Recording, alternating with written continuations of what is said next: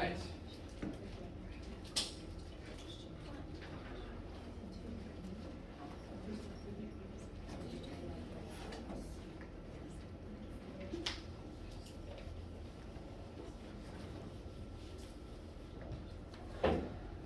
Welcome to Physics 1500. How you doing today? Good. Tired. That's going to be my usual answer. Tired and thirsty. So that joke will get old fast. Let's see. I am Joshua Hoffbauer, physics lecturer here at PC. I'm going to go ahead and put my email up on the board in case anyone needs it. That is JAHOFFBAU@Presby. And today we're going to get started with all the information that you're going to need to be able to be successful in this course. Quick aside, is anyone in this class intending to major in either physics or PC's dual degree program? Okay. Just checking. Now, alternative question, I assume that means that most people here aren't physics majors, possibly more interested in, say, bio or chem? Collective nodding. Okay. That's my expectation. The purpose of this course is physics for scientists who aren't necessarily physicists. Now, I am a physicist. I like all of this stuff. I'm biased towards it. I enjoy doing it. I don't enjoy this. Deal with it later.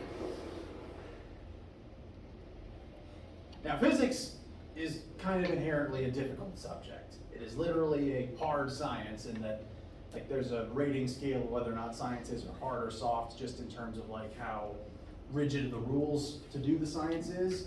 And on the scale of, on that scale, physics is arguably the hardest science, just strictly in terms of the fact that it has the most rules. Everything has a specific logic that has to flow in order for you to be able to do physics right. I like physics. I think of looking at the world as a big logic puzzle. And the fact that none of you intend to be physics majors tells me that you probably don't see physics the same way as me. And that is okay, because that's not the point of this class. The point of this class isn't for me to try to turn you into physics majors, and it's certainly not for me to try to make your life miserable. I want you to pass this class. I want you to do well in here so that you can then move on to all the things that you do want to be doing. In order to do that, though, you do have to get through physics. And I do think physics is important to everyone, regardless of what they end up majoring in, because my segue was not as good as I was hoping. Pardon me.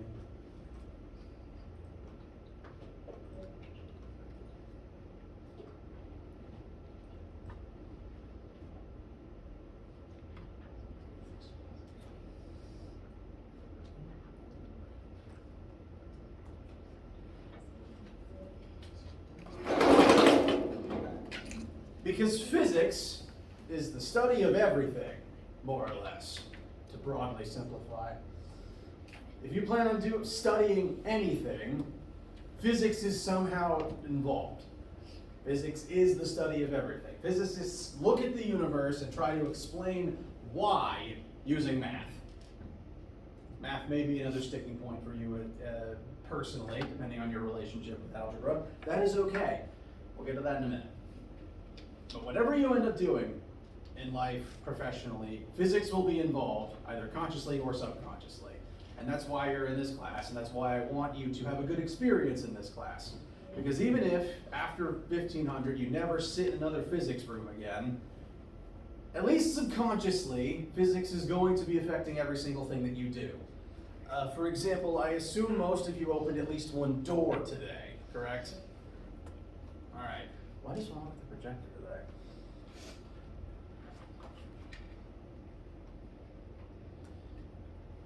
Deal with it later. So, when you open a door, there's actually a surprising amount of physics that just happens subconsciously in your head. Here we have a typical Western style door. What side of the door is the knob on? The hinge side or the not hinge side? The not hinge side. And that's, you understand this conceptually. sorry, rewind.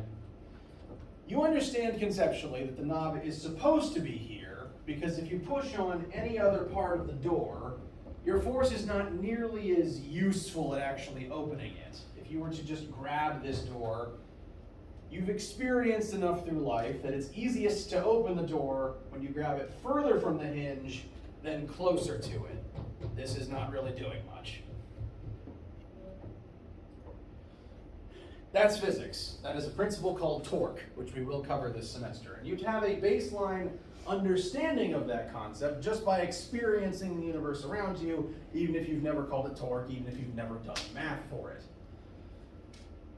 Everything from walking to the electricity that powers our world has something to do with physics, and you are not consciously, subconsciously doing a ton of calculations every day just based on your observations around you of how the universe has worked up till now and how it should hopefully continue working. So you've technically been doing physics your entire life, just subconsciously. My job is to help you understand what you already know. I want you to be able to put words to these phenomena that you've observed your whole life, to help you put numbers to them so that those calculations can help you enrich your understanding and actually make use of what you already know. Does that sound fair? All right. So your job in this class is to use math to broaden your understanding of the universe you've already been experiencing. My job in this class is to help you pass it. My job as a physicist in this class is not to make your life miserable. I don't want that. I know some people don't care for physics, some people don't care for math. That is allowed. You're entitled to that opinion. Your experience with those subjects is your own. And I will do everything in my power to make sure this class is a good experience for you. I want to know, as we're going through lessons, going through examples, what things aren't clicking for you. Whenever you're having trouble in here with either concepts, math, anything at all, I want to know about it. Because, dang it, my segues are way off today.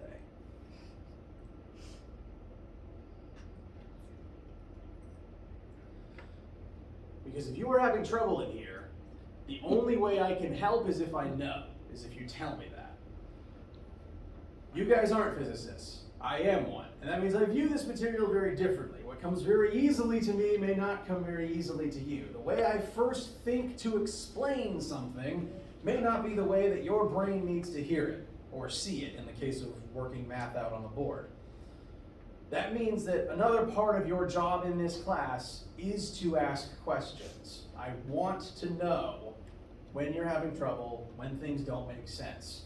Because odds are someone else is having the same problem, and I can't always read your mind and pull that confusion out of your facial expressions.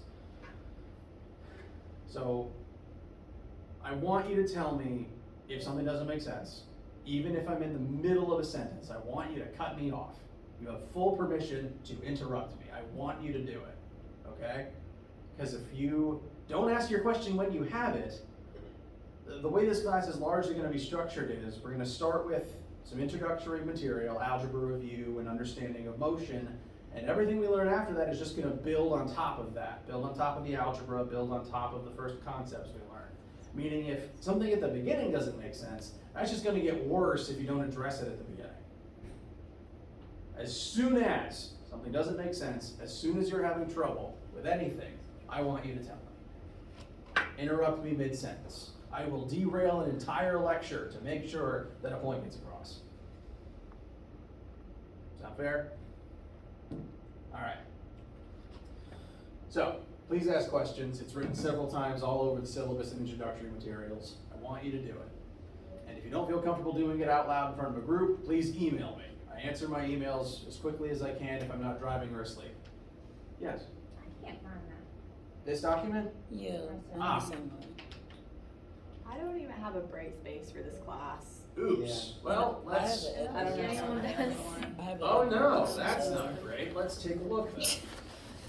It says I have Edward. I do too. That's what it says. I don't even know what it is. It just says I have Edwards. All right, thank you for telling me. Let's talk about that. So this is what you should be seeing. Hofbauer General Physics 1, Fall 23. The way that the physics classes at PC work in terms of like the registrar's office is there's a ton of different sections based on what lecture you're in and which lab you're supposed to attend. So you're probably signed up for like C, E, or F, and then the second letter is X, Y, something, something, something. Now, I'm in charge of all the lectures. So whenever you show up at a physics lecture, it'll be in this room and I'll be the one talking. But Dr. Edwards does handle a few of the labs. Namely, he does Monday and Tuesday, and I do Wednesday and Friday. Now, because of the way the system works, where he's attributed to a few of the classes, and I'm at least assigned to all of them, he's like partially. It's early and sometimes I have to find my words. I'm assigned to every class, and he's attached to a few of them. But because there's so many sections, and because some of them have a secondary teacher attached to them, sometimes brain space gets confused. My aim is always to funnel everyone into this one section. And if you don't see this, then I need to make sure you get access to this. So if you log into Brightspace, or alternatively if you don't have a Brightspace yet, then I need you to email me so that I have an exact list of all of your names to give to the IT department. So send me an email. It is the quickest way to make sure that I have a record of the issue with your name attached. Because I don't know your names and faces yet. Yes? I'm like in the physics Brightspace, but on like I guess with Edward. Yeah. Not with you. Because I'm with the same thing. Send the email. All of these issues, please send your email describing the issue with your name to the address on board. Because whether you're in a different section or no section, I need to make sure you get funneled into this one. Quick display of hands, just so I have a visual track. Okay, at least 50%. Okay, all right. Over 50%. Well, good news is there's no homework or anything for the immediate future, so we have a few days to get everyone sorted. Pardon me. Okay, well, even if you don't have access to this yet, we're going to look at what's here so that you can be ready when we get that working. Eventually, everyone will end up in the same Brightspace class, and within this one class, I have tabs for every chapter that we're going to be studying, and there's also a course info tab. This is where the syllabus is going to live. We're going to go over that shortly.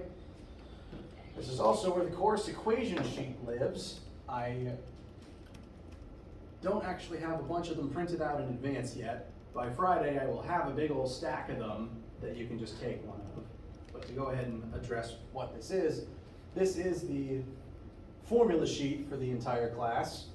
Any formula you will ever need is on this, and you will be able to use this on every single assignment. Calculator, formula sheet, they are your best friends. You will have them on every assignment. There is no reason to not have and carry one of these things around. And in fact, I encourage, sorry, finding words. It is early. When you get a copy, you can either print off your own, or I'm going to make a bunch and hand them, have a big pile of them just sitting here all term.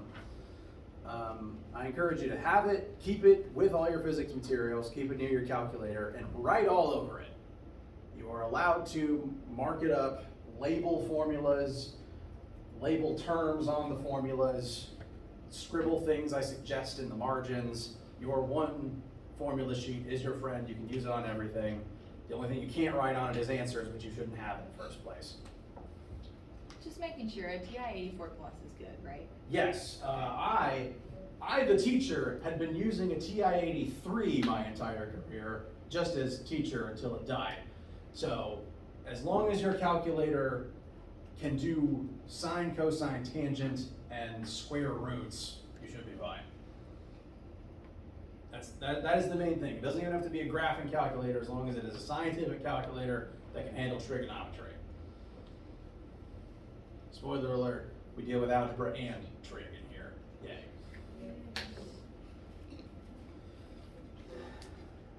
So, you'll have a paper copy of the formula sheet. You should have a calculator.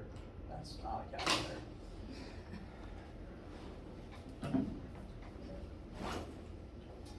It doesn't have to be a graphing calculator, but yeah, this is the 84 plus I'm currently using. Doesn't have to be a graphing one, but these are good models. Even the older ones are fine. You can see several of these in like a lot of secondhand store tech cases usually have one or two of these lying around if you don't want to get a current one. As long as it works and does trig, it's fine. And keep this and your formula sheet on hand at all times. You're basically required to use them. I can't do trig in my head, that's for sure. So bring your calculator. Calculator, formula sheet, syllabus, and also the introductory information from that Welcome to Physics document is also here, eventually.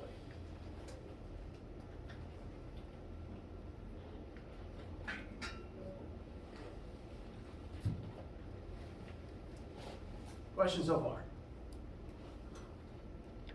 All right.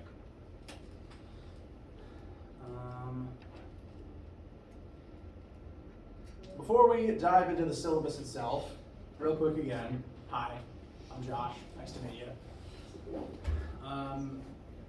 Quick note, just because before the course begins, some people usually email me with questions, and it's, can you tell that I'm a scientist and I don't necessarily always talk so good?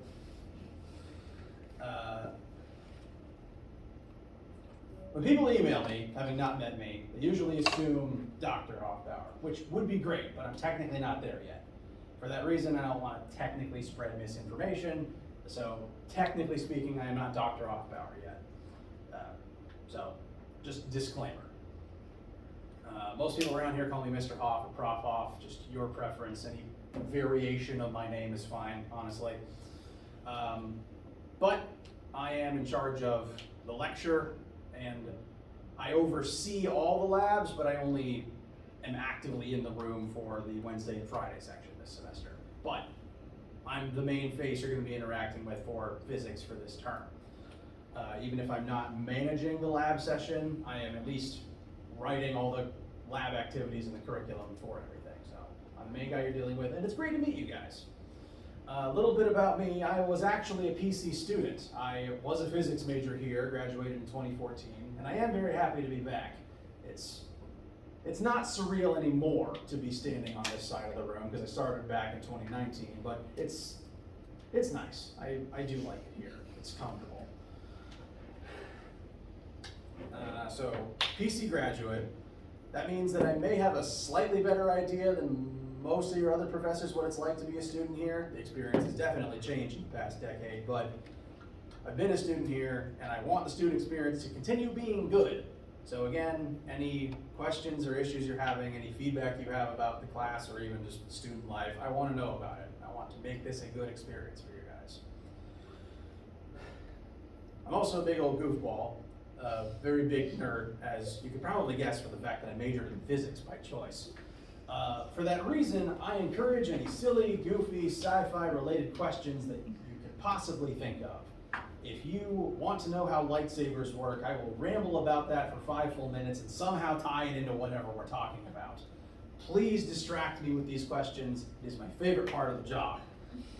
Usually every semester I get at least one about how the Flash works, how Superman works, how lightsabers work, and what black holes are. Happily talk about any of that. Any questions right now? Yes? Says you do impressions? I do. What impressions? Like, man, usually people, every Halloween, I'll usually dress up as Shaggy and man the grill at my church's functions. That's really good. Really good. Really good. Sometimes my hair, if I'm wearing green, I do kind of resemble him depending on who's drawing his haircut at the time. But I worked very hard on the Shaggy voice ever since I started dressing up as him for Halloween. Off the top of my head, what else do I do? Man, all I get asked about these days is Shaggy. I've honestly forgotten. Star Wars questions, plenty of I get. Oh my Man, I'm losing my train of thought more often than normal today. Can you tell that summer just ended? Right. Cool. Do a lot of TF2 voices if anyone plays that game. But yes, I do enjoy voice acting and impressions. I have to actually remember the ones that I do regularly, because just all summer I've been doing none of it, and I need to regenerate my brain cells. Any other random questions for the time being? Yes. Do you play Pokemon Go? I do. So if you see Prof. Dr. Hoff as a username in any of the nearby gyms, that is me.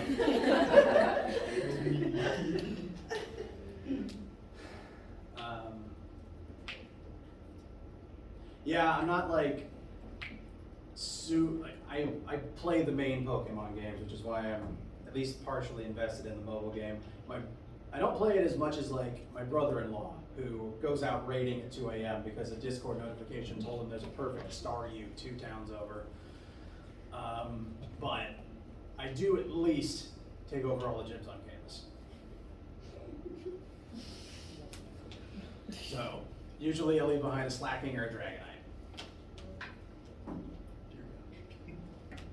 What's your team color? Oh, blue. I'm Look, yellow. out of the 3 birds, Articuno's got the best design. Zapdos. Okay, Moltres is just a rubber chicken that's on fire. If you've seen Moltres' 3D model without the flame effects, it is just a rubber chicken.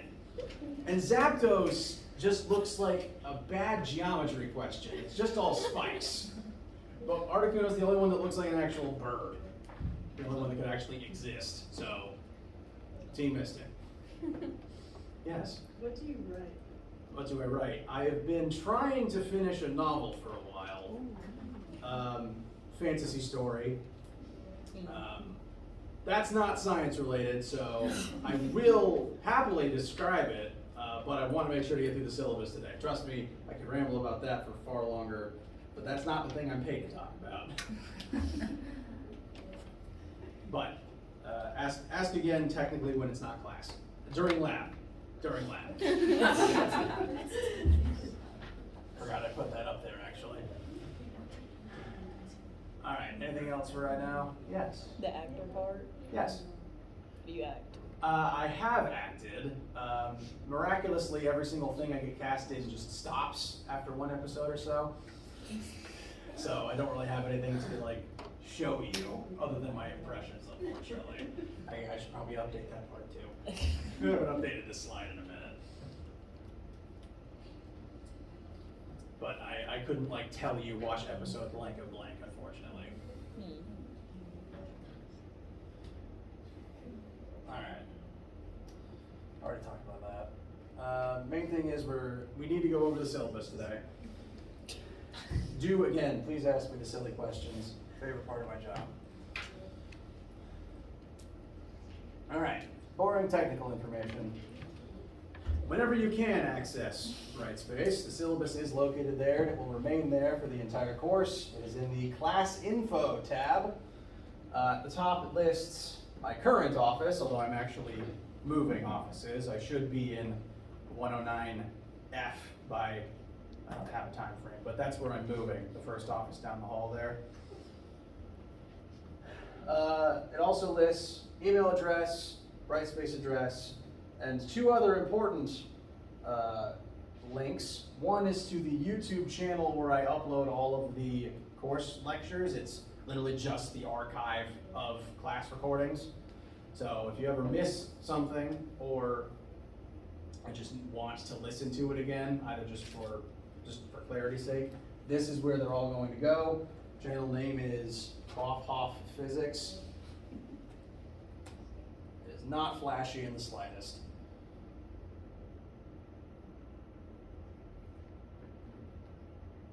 Internet is dreadful today. It's every day. That's true. This is the physics basement at PC. Yeah, just big repository of all the lectures that I've taught since I started recording. If you really wanted to, you could go back like to last year, to last year's 1500, because that's in here too, but all the current stuff will be uploaded as it happens. Great place to go if you ever miss anything for any reason. Section times, lab times, 10-point grading scale, and here's the weighting that is used for calculating all of your grades in this class. This weighting system has been specifically devised such that no one assignment will ever tank your grade in this class. To kind of briefly go over the categories here, there's 30% for the final exam of the semester. That is 30% of your grade, meaning that hypothetically, if you just didn't take it but passed everything else, you still pass with a C. Because 10-point scale, 70 still counts as a C. Now that said, it is very hard to get a 0 on any of my manually graded assignments because I give partial credit for literally everything. The only way to get a 0 on an assignment that you turn into me on paper that I am grading by hand is to leave it blank. So for that reason, the only way to get a 0 on the final is to just not do it. So as long as you show up and attempt it, usually it's a pretty safe bet to get, like, if you're not even trying, a 40. As long as you write something for every question, that's not hard to do. So again, 30% final exam, specifically calibrated such that the exam's not gonna break your score here. Likewise, there's gonna be 2 tests throughout the semester. They are cumulatively 38%, meaning each test is about 19% on its own. That means if you bomb one of them, you still get a B in the class. And again, I grade tests the same way I grade exams, partial credit for everything. If you write anything, even if it's just the statement, I don't know, that's still a point. You know, you get more points if you write science, namely equations and at least attempting the math. That guarantees the most partial credit. But technically, any answer is always worth more points than no answer, even if it's like a riddle or a smiley face. They gave someone a point for a sketch of Yoda once. So those are the 2 big things. These are the 2 big things that these are always done, typically done on paper and in person. Accommodations do allow for people to take them remotely.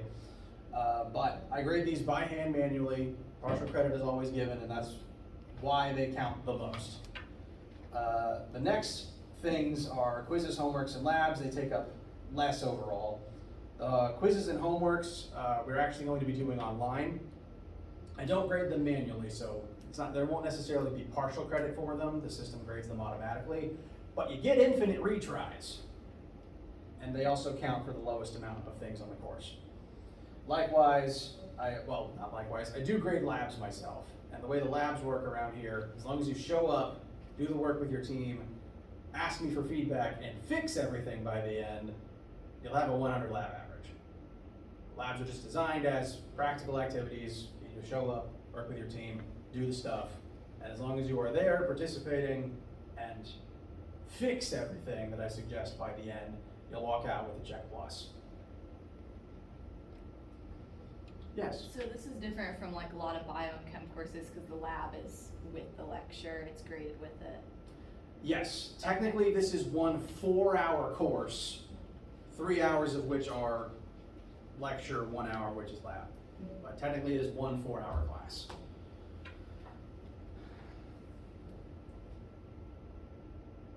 And again, everything here is weighted such that no one thing will ever kill your grade. Not even, like, if you can still pass this class with a B if you get a 0 on one test. Again, it's very hard to actually do that though. As long as you write something, you're not getting a 0.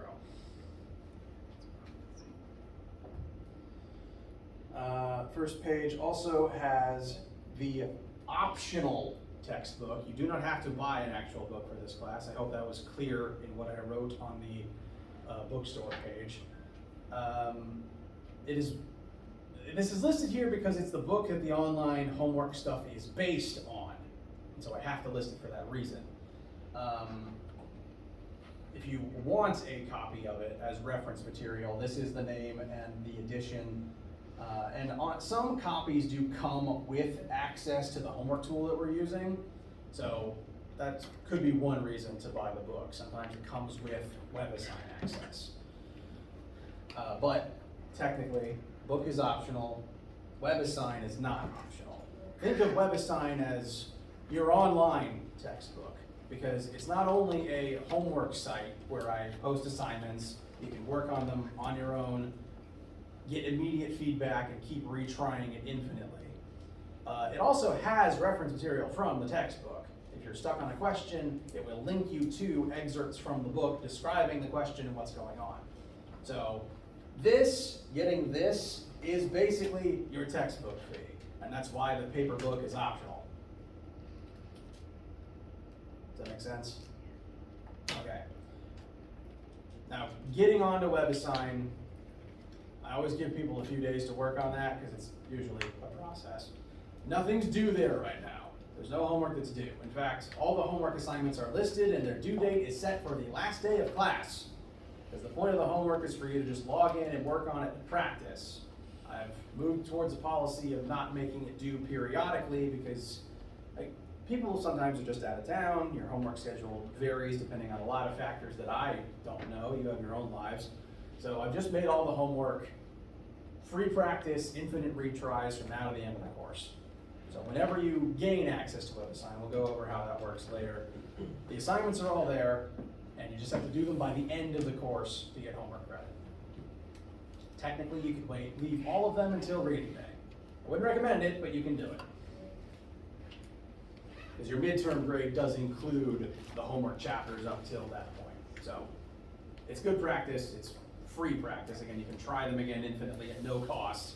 There's no demerit for getting a wrong attempt. Just work on it till it makes sense. We'll look at the actual website later. This is the list of all the things we're going to talk about. This particular course is based mostly on introductory physical mechanics, things that we can describe in the physical world around us, usually relating to motion and force. Looking briefly here, we've got vectors, scalars, 1D motion, Newton's laws, an application of friction, work, energy, Newtonian gravitation, torque. Towards the end of the semester, we start getting into some slightly stranger things with waves and stuff, but those still have physical explanations. If you are planning to take Physics 1510 next semester, that course starts talking more about the less tangible concepts like electricity and heat, and even more about waves. But this class is going to focus primarily on physical, mechanical physics. Again, forces for the most part. We call that mechanics, Newtonian mechanics, dynamics. That's the overall description of this class. Forces and the application thereof. Questions on the first page or anything that I've said thus far?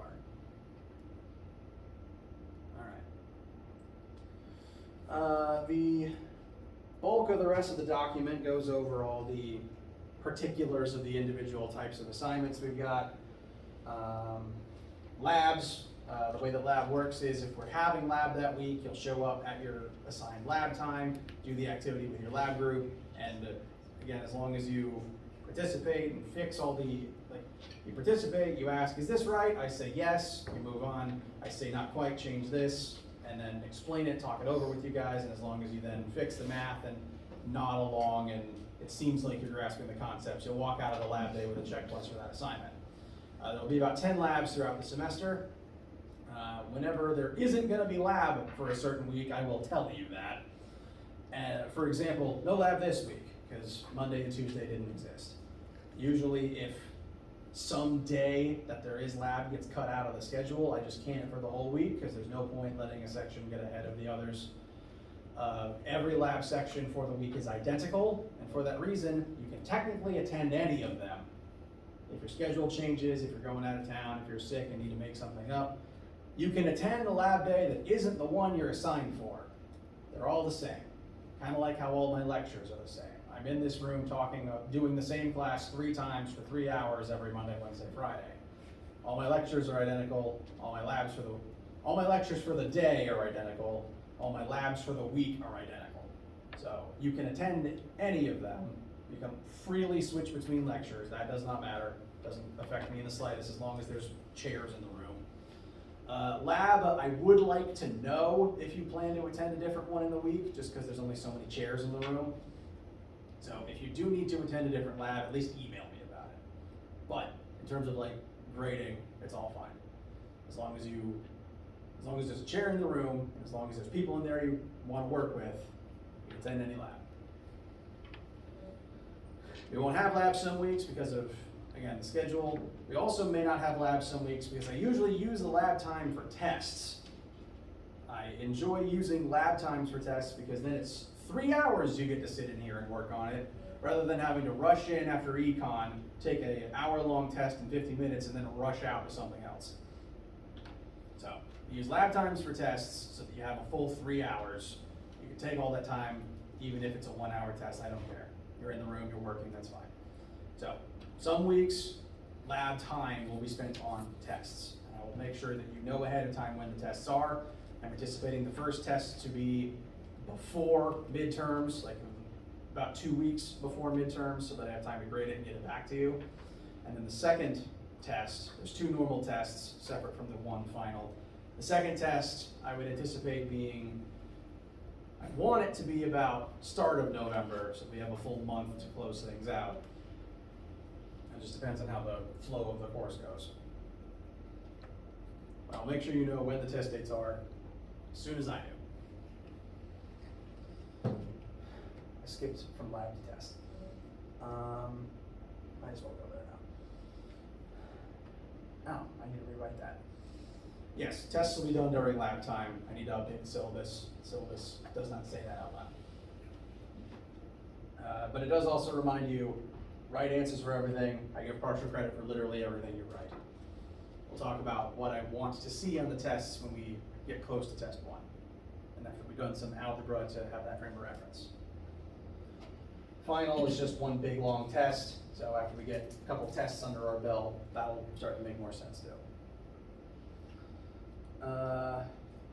Last main thing is, again, the homeworks and quizzes will be done on the WebAssign website. In order to access WebAssign, you're going to need to scroll down to this part of the, I think, 3rd page. And it goes through the instructions of, here's the link to the website. You want to enroll with class key, and this is the key to enroll with down here. Phys1500 followed by 8 numbers. Between today and Friday, I'll be making sure everyone can access WebAssign. Again, there's nothing there that you need to be doing yet other than just getting access to be able to do your homework. Homeworks and quizzes will be there. I'm going to quickly show you what that looks like. Thank you, basement internet. Okay, well.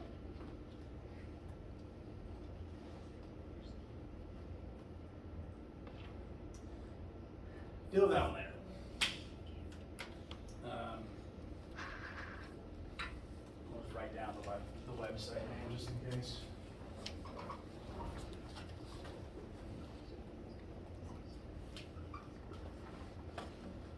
The website is called WebAssign, and the course code, please still be visible.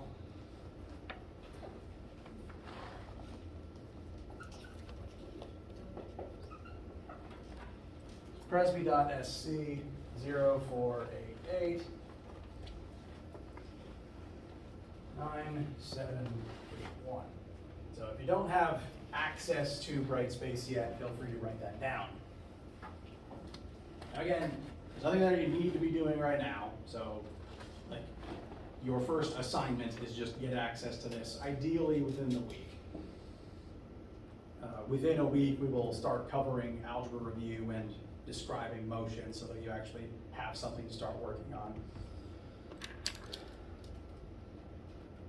internet's not bad, so. I'll show you what WebAssign looks like later, once I actually have a connection again.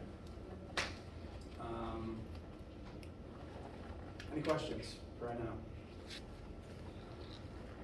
Okay. So at the start of the course, summer just ended, brains are still recoalescing, and some of you may not have had a math class in that. So for that reason, the first things we're going to be working on are algebra review, PEMDAS, if that sounds familiar. So on Friday, in addition to making sure everyone's still good with all the course information, we're going to begin working on algebra, begin talking about what the course is going to look, what the concepts of the course will be, moving from algebra into units and motion. And we're going to build up from there. How you guys feel? All right. During these first lessons, I always feel like I'm missing something, and I always feel like I'm talking too much. So, I'll usually pause for water very quickly. Until I get Wi-Fi again, that's pretty much it. So, let me know if you have any questions, even silly ones. Since I don't have Wi-Fi to show you WebAssign, you can probably call up there. Again, please email me if you don't have access to Brightspace for any reason. You just don't have an account yet, or if you weren't sent into the right group. Please tell me. I'll make sure you get in there. I need that email though, because that is how I have the definitive list.